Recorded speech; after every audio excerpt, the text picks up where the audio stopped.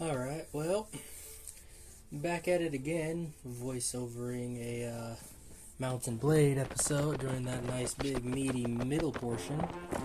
And today, I think what I want to go for, I'm sorry if the audio sounds weird today, I'm using my headphones that I usually just use with my phone. I have no idea how this sounds, I have no idea how this is going to sound. Hopefully it doesn't sound like dog shit. With that being said, last time out, we talked about, the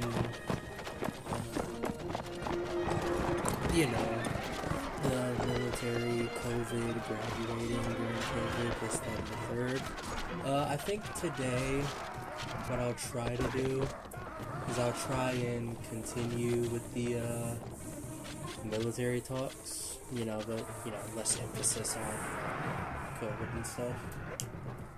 With that being said, today we're going to talk about, I guess, some of the more interesting things that happen. There's a lot of things that I could say about the military from what I experienced, but obviously I have only one story, and there's, anywhere at any given time, probably about 1 million military stories in this country alone, so to each their own. I'm not saying this to influence anybody in their decision making or what have you. I already said in one video, I can't remember which one, that the military, if you're going into it for all the right reasons, and this, that, and the third, you know what? Peace to you. Go do it. But, in my personal experience, the way that I would probably describe my military experience in, like, a sentence, a lot of things that shouldn't happen. Like, there's a reason there's rules and regulations, and there are always people who bend them to their well-being. And there were a lot of situations that happened, not necessarily to me, although some situations did happen to me.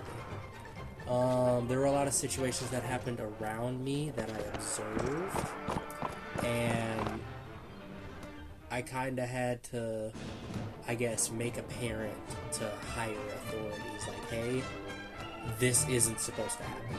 You and I both know this is not supposed to be how this happens. I'm obviously also not going to say any names, I'm not going to say any locations, I'm not going to say any units. But if you know, you know. For example, with some of the stuff that happens in the military, if you've ever been on gate guard, you know that all kinds of stupid stuff happens on gate guard. Basically, for, let's say, a month, your unit might get taxed to, pull security at the gates to the base. And, you go in with like a 5 or 6 man crew, and, you're checking IDs, you're doing vehicle inspections, and this, that, and the third, and, you're making sure that the base stays safe. I'll actually say a fun story before I say the story that shouldn't have happened. Sometimes the base will have, like, I guess, some kind of big congregation where, like, a bunch of different generals and whatnot will actually come through. I remember one time, I think it was a 3-star? I think it was a 3-star general. How it usually happens is there'll be, like, a caravan with, like, a bunch of vans, and they'll have different stars on them. And when you see those stars on the van, you just open the gate, let that motherfucker through. You don't want a general sitting in one spot. You don't. That is a recipe for a disaster. So when you see that van pull through, you let that motherfucker fly through. So standard stuff. You see the van flies through, this, that, and the third. We think the big event has passed. We're back to scanning vehicles, this, that, and the third.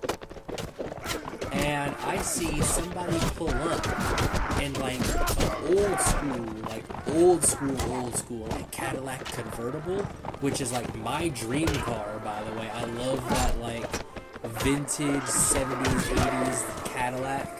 design. Oh, I love it. And he pulled up in that. And he pulled up with so much, like, energy. Usually people who come through the gate, you know, they're coming through the gate for, like, the 6th time today. And they're just like, take my ID, scan it.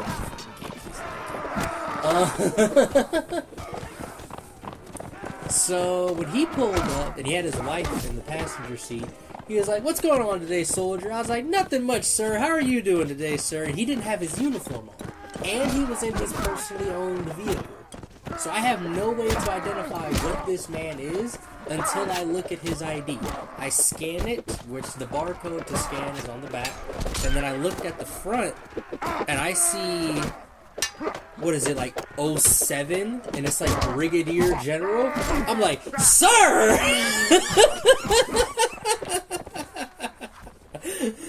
I was like, have a great day, sir! And then there was no cars after that, so I could, like, fumble over the podium that's next to me. And then the guy in the booth next to me is like, what happened? I was like, the Brigadier General that we thought came through like 20 minutes ago? Yeah, that was just him. Pulled up in his fucking POV.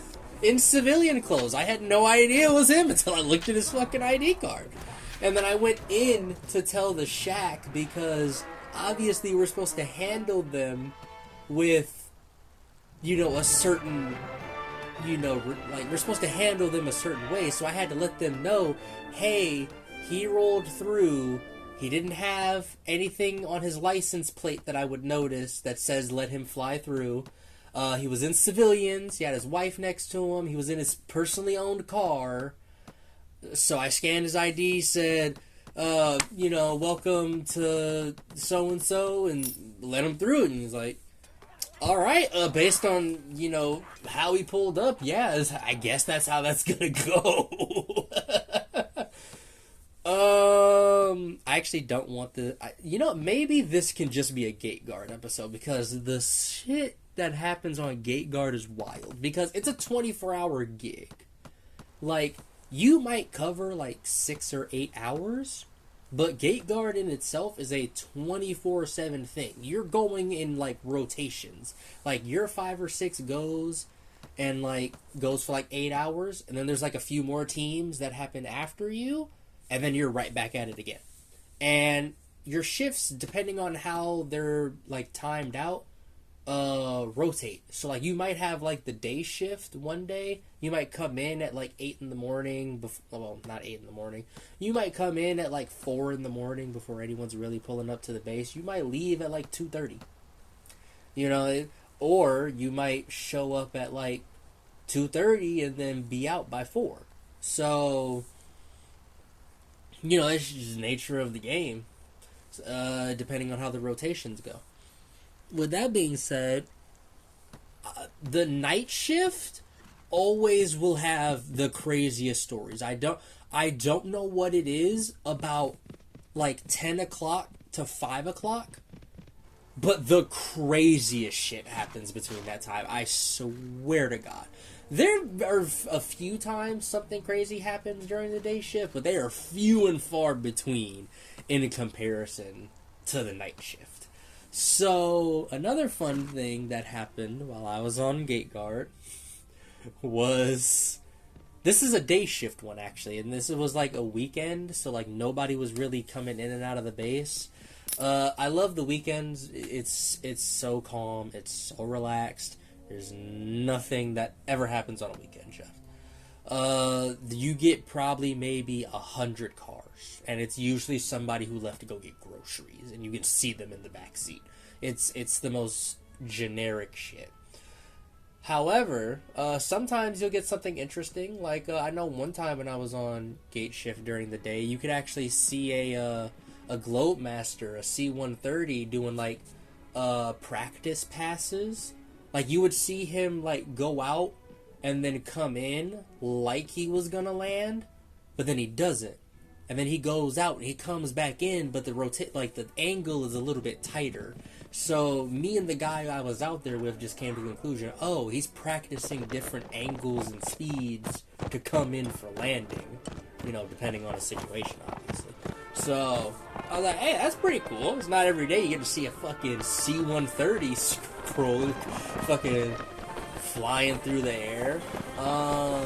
And my final air thing, this one has nothing to do with Geek Art. This was actually during a job trip. I was like 12 November, I did horizontal.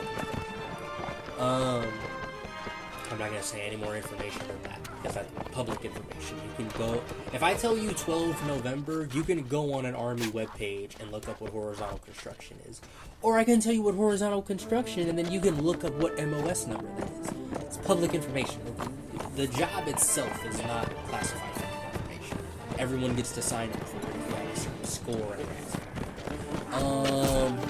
that being said, there were times where, and when I heard it, I immediately knew what the fuck it was. When I heard it, my fucking gamer instinct popped on like it was nothing. We were marching to class after we had got... The bus will get you like within like half a mile, and then you gotta walk the rest of the way. And we're walking, and all of a sudden, I hear... No, that's the sound. And anyone who plays Call of Duty or Battlefield, you know what a fucking 25mm Vulcan cannon sounds like on the front end of a fucking A-10 Warthog doing a fucking gun run. You know that sound. You know that. When I heard that shit, when I looked over and I saw it, I geeked out like a motherfucker. But back to Gate Guard. This again was a day shift, and we're minding our own business. We're getting through cars. We got like a chain of like 6 cars. It happens. The light turns green, a couple of cars piled up while it was red. We get like 6 cars in a row, and then it's dead for like another 10 minutes. Truck goes by, car goes by. I think it was like the 4th car in the 6-car line. Some female pulled up, and I'm on pistol duty. I'm supposed to, you know, be there in case shit gets active. The other guy is the one that's supposed to like scan IDs. You do little 2 stuff like that. You know, someone's got to be there for, you know, the hard stuff, and that's what my job is because I'm holding a pistol right now. And this female, like, I'm looking ahead. Like, he's got the guy. He can see him. He can see what he's doing. Yada, yada, yada. I looked in his back seat. I don't see anything that I don't like. I looked in his passenger seat. I don't see anything that I don't like. I looked at him. He seems chill. Okay, I'm looking at the next guy, because that's going to be the one that might cause me some issues. You know, you got to stay ready so you ain't got to get ready, motherfucker. You know what I'm saying? And as this female pulls up, I see skin. I'm like, okay, that's fine. They probably got like a tank top on, maybe a t-shirt. I see some shoulder, so it's more than likely just a tank top or whatever. But then I notice as they get closer, I don't see a strap for, you know, a tank top. So I'm like, okay, are they wearing one of those shirts where like it wraps around, like it doesn't have a spaghetti strap, it doesn't have anything to like go over the shoulder, but like it's kind of form hugging. I don't know what the fuck it's called. It's kind of form hugging and it like wraps around them. It's kind of like a dress kind of thing. I don't know exactly what it's called or how to describe it. So I'm like, oh, maybe they're wearing it. And as they pull closer, obviously I begin to see more of this individual, and the line where I'm expecting to start seeing clothing is not being reached. And when they finally get to a point where I can actually see them, this female pulled up to the gate in fucking black lingerie. Like any fucking rock in the road, fucking speed bump, it's all coming out. So I didn't know how to respond. I'm supposed to investigate this person's car. My brain just went immediately into like, I guess protective mode, because like obviously like it's not okay for me to, I guess, look. So I just started looking up at the ceiling. I didn't know what else to do. Because, like, I don't want to look, but, like, why are you at my gate like that? Oh, man. I know how long this episode is. I could probably get through one more story. But I gotta go on. This is a story that I've never experienced, but we heard about it from, like, the people who run it. We are working them, there's people who run it. I don't know if that. Fucking, they pulled up and they were just kind of hanging out and talking while we were rotating the shifts. So we were asking them questions, and my question was, what's the craziest thing you got called for, like, on the games? And apparently, some guy was on something, some kind of substance. They got out of the car, they got physical with somebody, and obviously they got taken to the ground, and we thought it was over. We thought everything was fine. Until this man grabbed whoever was on top of him, pulled him down, and basically gave them the Mike Tyson treatment with the ear bite. I was like, what? But anyways, hope you guys enjoyed. More stories in the future for your endeavors. Like, comment, subscribe down below. Bye-bye.